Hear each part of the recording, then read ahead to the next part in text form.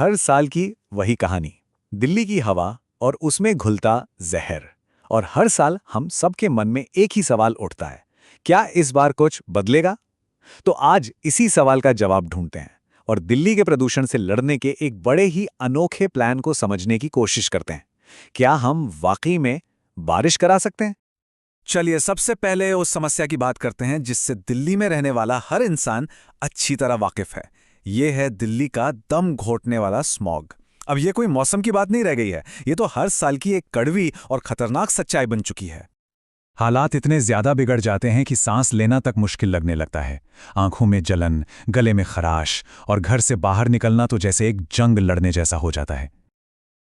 ये एक ऐसा अनुभव है जिससे हम सब गुजरते हैं। तो जब कोई कहता है कि हवा खराब है, इसका असली मतलब क्या है? इसका मतलब यह है कि एयर क्वालिटी इंडेक्स, जिसे हम AQI कहते हैं, वो 400 के भी पार चला जाता है। अब ये जो लेवल है, इसे गंभीर या खतरनाक माना जाता है। मतलब हवा इतनी जहरीली है कि एक स्वस्थ इंसान को भी बीमार कर दे। लेकिन शायद इस बार कुछ अलग हो रहा है। इस गंभीर समस्या से निपटने के लिए साइंटिस्ट एक ऐसा आइडिया लेकर आए हैं जो सुनने में बिल्कुल फिल्मी लगता है। और वो आइडिया है आर्टिफिशियल रेन। जी हाँ, कृत्रिम बारिश। तो ये आर्टिफिशियल रेन आखिर चीज क्या है? साइंटिफिक भाषा में इसे क्लाउड सीडिंग कहते हैं, पर इसका मतलब क्या है और ये काम कैसे करता है? चलिए इसको थोड़ा आसान भाषा में समझते हैं। देखिए, क्लाउड सीडिंग ना मौसम को अपने हिसाब से थोड़ा बदलने की एक टेक्निक है। इसमें होता यह है कि हवाई जहाज या ड्रोन से बादलों के ऊपर सिल्वर आयोडाइड या फिर हमारे घर में इस्तेमाल होने वाले साधारण नमक जैसे केमिकल स्प्रे किए जाते हैं। अब कमाल की बात यह है कि ये कण एक तरह के मैग्नेट हैं पानी की बूंदों के लिए। ये हवा में मौजूद नमी को अपनी तरफ खींचते हैं और बादल को भारी करके बारिश करा देते हैं। तो ठीक है, बेसिक आइडिया तो समझ आ गया, पर असल में ये होता कैसे है? चलो इस प्रोसेस को और भी करीब से देखते हैं कि आखिर ये बारिश कराई कैसे जाती है। तो ये पूरा प्रोसेस आप समझ लीजिए 4 सिंपल स्टेप्स में होता है। स्टेप 1, साइंटिस्ट सबसे पहले सही बादलों को ढूंढते हैं, ऐसे बादल जिनमें भरपूर नमी हो। स्टेप 2, फिर एक हवाई जहाज से इन बादलों के बीच वो छोटे छोटे कण यानी केमिकल्स छोड़े जाते हैं। इसके बाद आता है स्टेप 3, ये कण अपना काम शुरू करते हैं और नमी को अपनी तरफ खींचने लगते हैं, जिससे बादल भारी और घने हो जाते हैं। और फिर आता है फाइनल स्टेप, स्टेप 4, जब बादल इतने भारी हो जाते हैं कि वो पानी को और रोक नहीं पाते और बारिश की बूंदों के रूप में उसे नीचे गिरा लेते हैं। तो भाई, ये साइंस का दिल्ली से क्या लेना देना है? लेना देना है, और बहुत गहरा लेना देना है, क्योंकि इसी टेक्नोलॉजी को अब दिल्ली में प्रदूषण से लड़ने के लिए इस्तेमाल करने की तैयारी हो रही है। तो सीन ये है कि दिल्ली सरकार और IIT कानपुर ये दोनों मिलकर इस प्रोजेक्ट पर काम कर रहे हैं। प्लान के मुताबिक नवंबर के आसपास इसका पहला टेस्ट किया जाएगा।